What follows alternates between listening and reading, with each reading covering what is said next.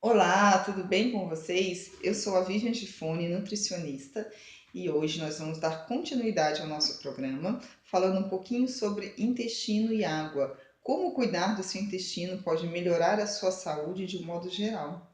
Vamos lá então? Então vamos falar sobre o intestino. O que é o intestino? O intestino é a porção final, podemos falar a grosso modo, do nosso órgão digestório. A digestão começa sempre pela boca. Nós temos enzimas digestivas que agem diretamente em cima de alguns alimentos e aí eles já começam a degradar, a partir esses alimentos e emulsioná-los, tornando esses alimentos mais solúveis. Depois esses alimentos vão caminhando pelo tubo digestório para o nosso estômago. No estômago também ocorre uma parte do processo digestivo através da ação do suco gástrico e depois eles se caminham para o intestino. E na porção final do intestino é onde ocorre a digestão final dos nossos alimentos. No intestino, nós temos milhares e milhares de bactérias que já moram lá, já fazem parte da nossa flora intestinal. Essas bactérias são benéficas, elas fermentam o alimento, elas possibilitam a entrada dos nutrientes do alimento na nossa corrente sanguínea. Elas fazem a proteção da nossa barreira celular e produzem substâncias muito importantes. Entre elas, por exemplo, a serotonina. A serotonina é o hormônio responsável pelo nosso bem-estar. É a serotonina que fala se você está com aquela vontade de comer um docinho ou não. Muitas vezes estragamos o nosso intestino através de uma má alimentação, através do estresse, através de algum problema que nós passamos, do sedentarismo, do abuso do álcool ou as pessoas que fumam, nós acabamos por lesionar essa membrana celular da qual o intestino é constituído e aí nós prejudicamos essas bactérias que moram lá. Elas produzem menos serotonina do que o normal.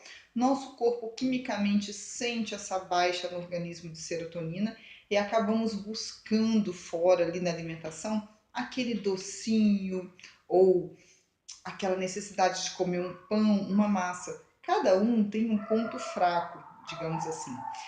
Geralmente as mulheres gostam muito de comer um docinho e os homens gostam muito do salgado. Geralmente a gente vai olhar no exame e depois é uma baixa de serotonina.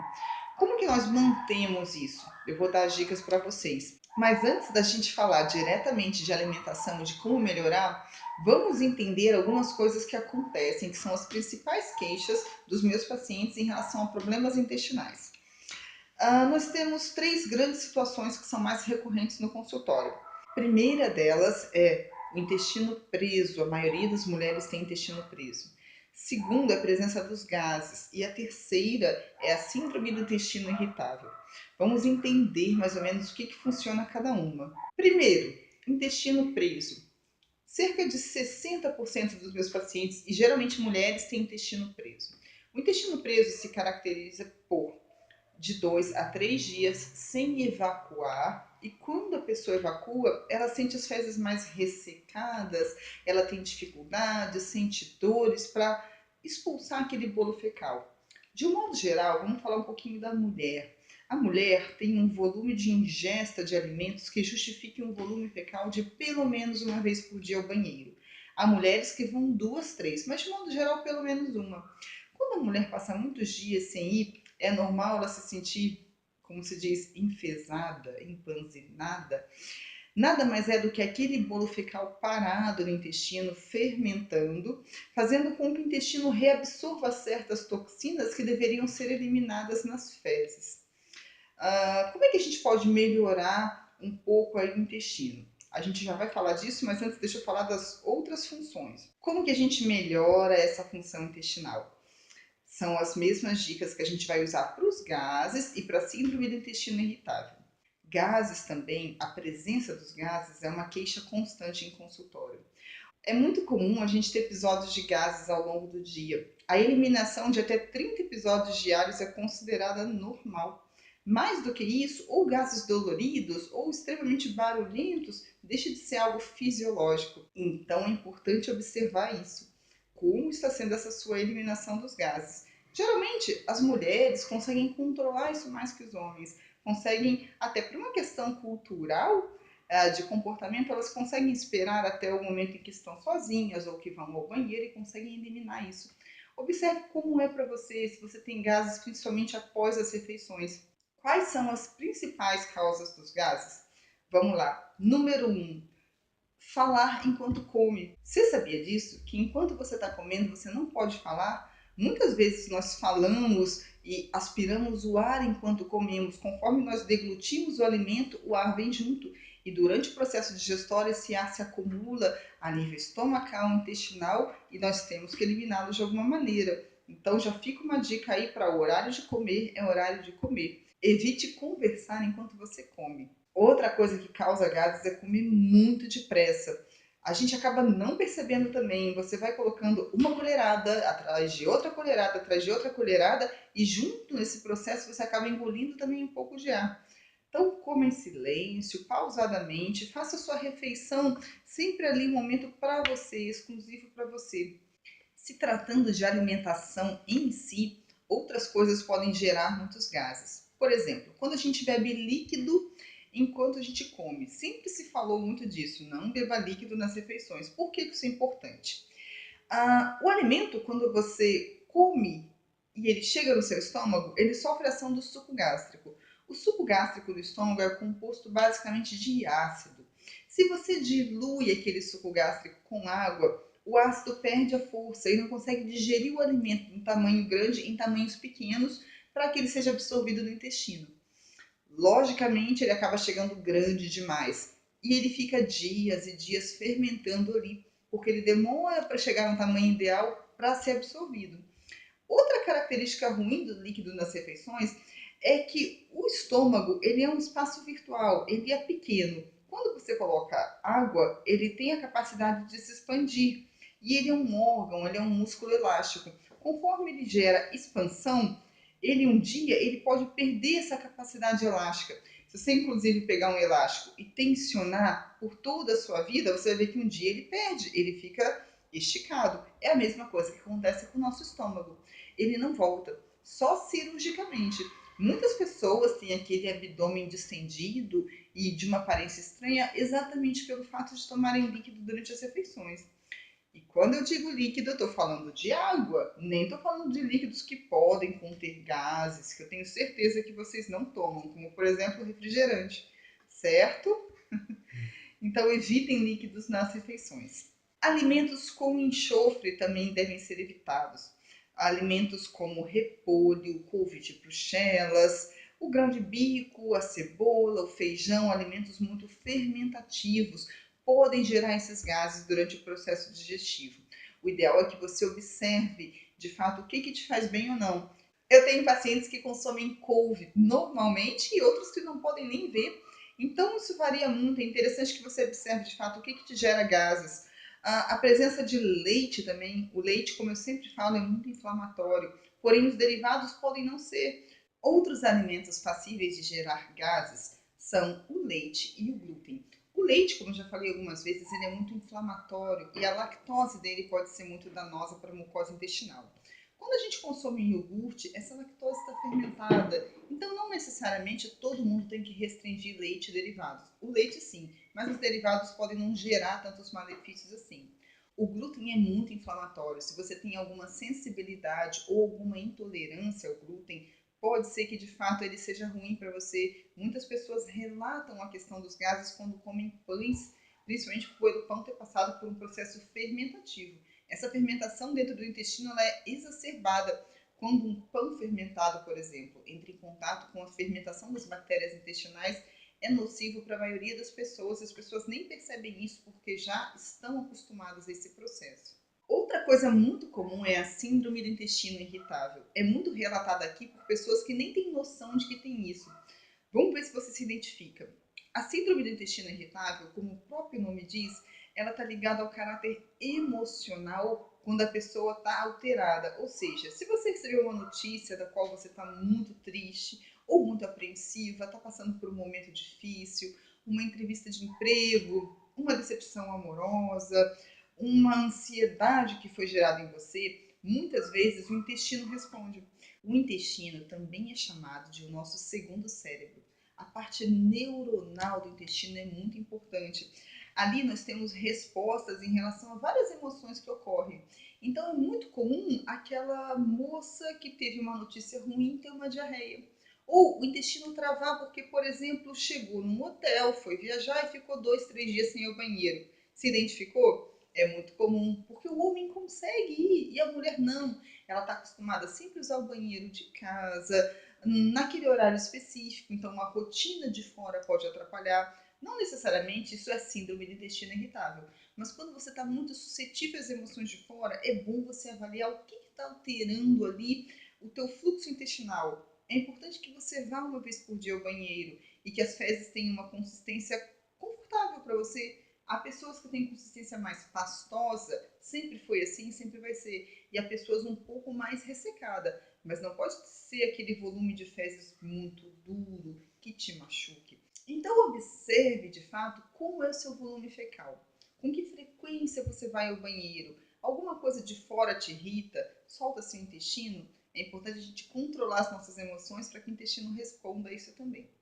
Então agora a gente vai falar um pouco de dicas gerais que vão ajudar para quem tem um intestino que varia com a síndrome do intestino irritável, para quem tem prisão de ventre em excesso, ou seja, está sempre com o intestino preso, sempre sofrendo muito com isso, com aquele abdômen distendido e retido, e para quem tem a presença de gases constantemente. Primeiro, número um, e muito importante, a água. A água é a base do nosso corpo. 85% do corpo é água, assim como 85% do mundo é água. Então, tudo tem água. As nossas células são feitas de água, nosso sangue, nossos músculos, tudo é água. Essa água, ela vai formar o volume fecal. Ela vai fazer as fezes e vai hidratar essas fezes. O que tiver de parte boa no seu volume intestinal vai ser absorvido. E o que não tiver vai virar fezes. É aí que é importante, porque a água, ela tem que permanecer um pouco ali para que você consiga eliminar. Fezes extremamente ressecadas são ausentes de água, são doloridas de eliminar. Então tome bastante água o dia inteiro. Não espere o estímulo da sede. A água é muito importante. É importante a gente observar se está no calor ou se está no inverno, independente disso, manter uma ingesta de água constante. Você pode observar, por exemplo, se a tua ingesta está legal com a sua urina da manhã. A primeira urina da manhã, geralmente, ela é um pouco mais escura, porque à noite o corpo passou por uma série de processos que a gente chama de faxina corporal, que fazem ela ficar um pouco carregadinha, mas é só a primeira urina. As urinas seguintes da manhã têm que estar mais límpidas, principalmente a última urina da noite. Então vai observando a segunda, a terceira urina da manhã, a urina da noite. Beba água constantemente, mesmo sem ter sede. É importante que essa água não seja no horário das refeições, tá? Então, pelo menos almoço e jantar, por até 1 hora após as refeições, é bom evitar. Antes das refeições, você pode tomar água. A água é o único líquido que passa direto. Então, quando você tomar, ela vai passar direto pelo estômago, não vai parar para sofrer a ação do suco gástrico. Se você tomar uma aguinha com limão, uma aguinha, um suco, alguma coisa assim, ele já para sofrer essa ação do ácido. Então, líquido antes das refeições é melhor evitar, a não ser que seja água pura. E até por 1 hora após. Isso inclui aquele cafezinho que você gosta de tomar após o almoço também. Infelizmente, ele também não é legal. A temperatura do café pode implicar ali na absorção de alguns nutrientes importantes na digestão do alimento. A quantidade normal de água para uma pessoa varia muito de altura, varia de atividade física, varia do quanto ela tem tempo ali para tomar. Então, se você trabalha num banco, por exemplo, e você tem como deixar uma garrafinha do lado, deixe, vá tomando água o tempo todo. Se você está na sua casa, se você está fazendo atividades cotidianas em casa, é mais fácil ainda, você tem acesso à água. Se você está numa função que você não pode parar para beber água, mas você precisa beber, faça pausas programadas. Levante-se a cada 1 hora para ir ao banheiro, para tomar água. Existem aplicativos que você pode usar no celular, são muito úteis porque eles lembram, através de mensagens, de lembretes, que você tem que tomar água naquele horário. Invista em água, água, água. Cuidado com sucos, com corantes, com chás, principalmente refrigerantes. Tudo que é artificialmente ali produzido para você vai ter alguma coisa de malefício no seu intestino. E a gente está falando aqui de intestino. O foco é tratar a parte intestinal. Outra coisa muito importante para melhorar o funcionamento do intestino é exercício físico, principalmente intestino preso. Quando você tem uma regularidade numa atividade física, nós temos no intestino os movimentos peristálticos. São movimentos involuntários, ou seja, nós não sentimos, não provocamos, mas naturalmente ocorrem dentro do nosso organismo. Esses movimentos, eles estimulam a expulsão das fezes. Quando você está fazendo uma atividade física, uma caminhada constante de 3 a 4 vezes por semana, um exercício físico intenso, uma musculação, um crossfit, uma aula de dança, esses movimentos ocorrem com uma força maior e eles ajudam a empurrar as fezes. Eu tenho pacientes que relatam, inclusive, que começam a caminhar na esteira e dá vontade. Não tem problema, é até bom. Faça exercícios físicos. É importante que isso faça parte da sua rotina para que seu organismo fique mais acelerado e seu intestino adaptado e acostumado com esse tipo de estímulo. Agora uma perguntinha mais íntima para você. Como que você faz cocô? É feio falar isso, né? Mas na verdade é muito importante você observar isso. Ir ao banheiro é uma coisa fisiológica, é normal para nós. Porém, nosso intestino é projetado para que eliminemos as fezes numa posição de cócoras. Por quê? Quando sentamos a 45 graus, nosso volume fecal tem que fazer uma curvatura muito grande para que de fato as fezes possam ser eliminadas. Só que não tem como a gente fazer cocô de cócoras. Hoje em dia, graças a Deus, a gente tem recursos para que possamos fazer sentados, digamos assim. O que ajuda muito a eliminação das fezes numa via fisiológica de eliminação? É que você levante o seu pé. Então, se você está sentado assim, se você colocar o seu pé num banquinho bem pequenininho ou em cima da própria latinha de lixo que fica ali do lado da privada, você naturalmente, por levantar as suas pernas, você já cria um ângulo de eliminação mais fácil.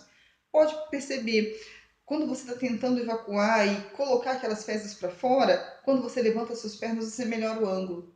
Tenta, depois você me fala. Outro ponto importante: probióticos. Você sabe o que são probióticos? Probióticos são naturalmente essas bactérias que eu falei no início aqui da consulta, que ajudam e muito a melhorar a questão do trânsito intestinal. Não só o trânsito, mas a composição do intestino.